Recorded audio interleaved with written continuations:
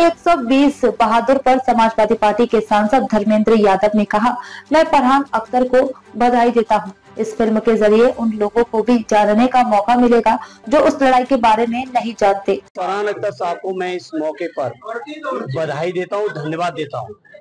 रजागला की लड़ाई में समझता हूं देश के महानतम जो इतिहास है अपना, उस इतिहास की गवाही है।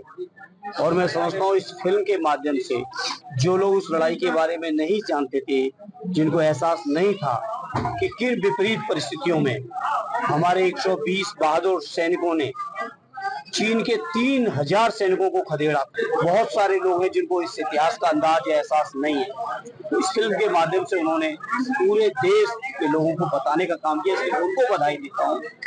और मैं समझता हूँ ये ऐतिहासिक सच है। श्रद्धेय नेताजी ने हमेशा कहा है कि हमारे देश की जो सेना है, हमारे देश के जो सैनिक हैं, उनसे बहादुर सैनिक दुनिया में किसी देश के नहीं है। और नेताजी की इस बात की ही गवाही है कि जहां केवल 120 सैनिकों ने 3000 चीनी सैनिकों को खदेड़ने का काम किया।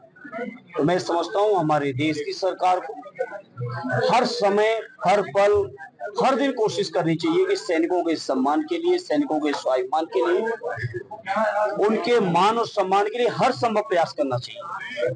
सोचिए आप सैनिक किस स्तर तक की कुर्बानी दे रहे हैं, और उन सैनिकों के लिए लाए तो क्या लाए, अग्निवीर 4 साल की नौकरी, जिसमें ना उन सैनिकों का 4 साल बाद कोई भविष्य है, न उनके परिवार की कोई सुरक्षा है।